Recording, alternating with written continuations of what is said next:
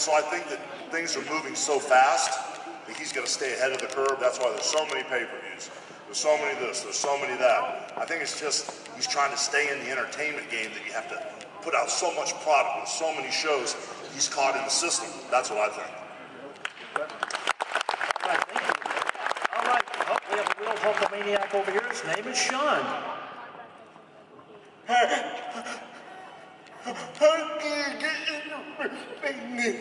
How I get in the business? Yes. Oh boy. Sean, I'll try to make this short. Before I ever got in the wrestling business, I played in a rock and roll band. I would do anything to avoid a real job, okay?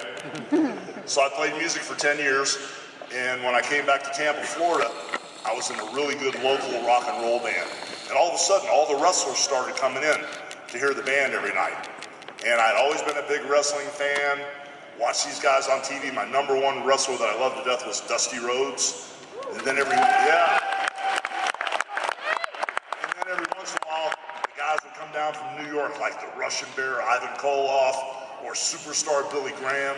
And I saw these guys coming down, and they started coming into the bar where I was playing at. So I went up to one of the wrestlers and I said, "Hey man, you know, I think I'm in pretty good shape. You think I could be a wrestler?" Now there was no performance center. There was no 3D academy like the Dudleys have. Santa Claus didn't bring me a pair of wrestling boots and send me to wrestling school. What happened was they said, "We'll set you up with a guy named Hiro Matsuda." So I had real long blonde hair back in the day when I was playing guitar in a band. I went down to the wrestling business. I went down to the Sportatorium. And back then, they didn't have a school where 30 or 40 people could get in the wrestling business. They had 8 or 10 guys. If I wanted to be a wrestler, I had to take his job away from him. You know, I had to take the money out of his pocket or his pocket. So they got me in the ring the first day. They exercised me until I almost fainted.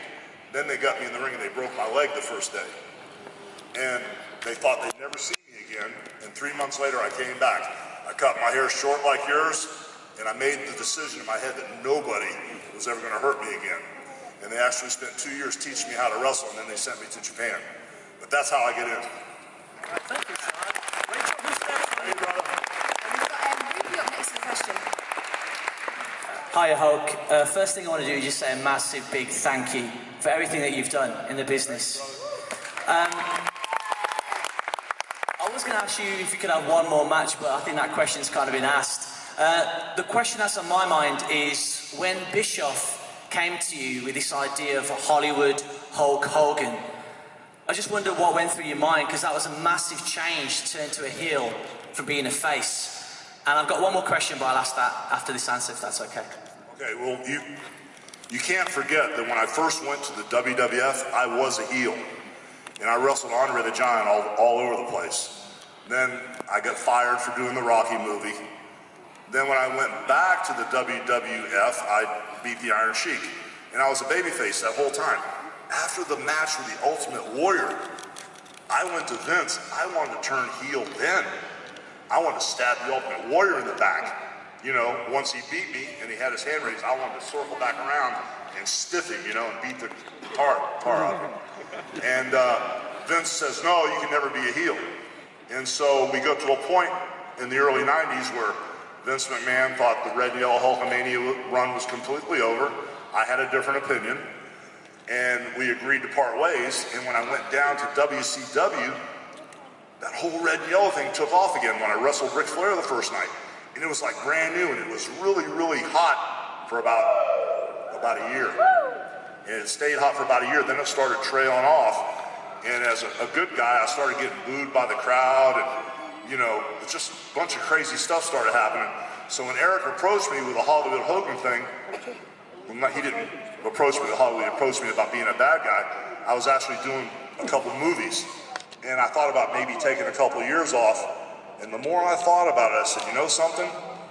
What else is going to happen besides me being a bad guy? What can we do to set this up? And right when we were talking about how to do it, we got a call from Scott Hall and Kevin Nash. Diamond Dallas Page gave him Bischoff's number and said they were getting out of their contract. So when I saw Scott come in, I went, oh my God, this is huge. And then when I saw Big Kevin come in, I called Eric and I said, brother, I'll do it. But that's what made the decision. I didn't really want to do it because I didn't feel it until I saw Scott and Kevin come in. And man, I jumped on that money train, brother.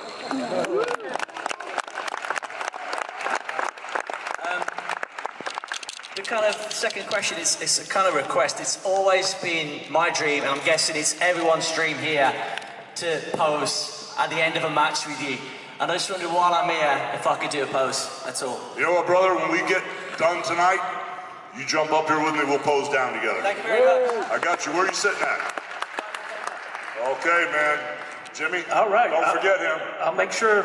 All right. We know where you're sitting. All right. We have Craig here for you, Huckster. This is a personal question, but as a fellow Brit, what are your memories of the British Bulldog, Davey Boy Smith?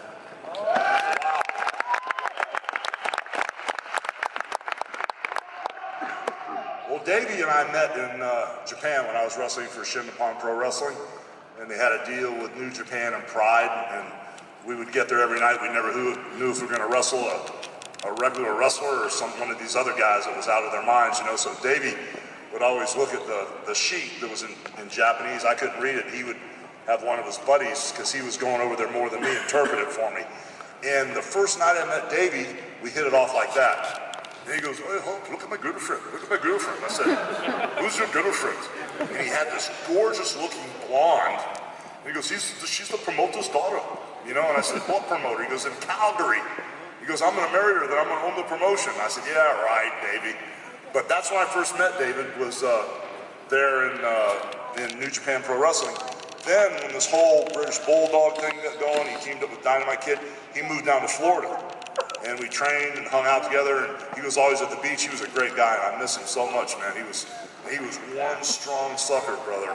He was a great guy. And I missed the Dynamite Kid, man. I thought I was going to see the Dynamite Kid this trip, but he got sick, and I miss him too. Thank you, brother.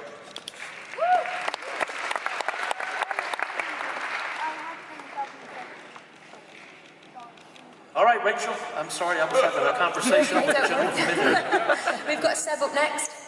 Hey,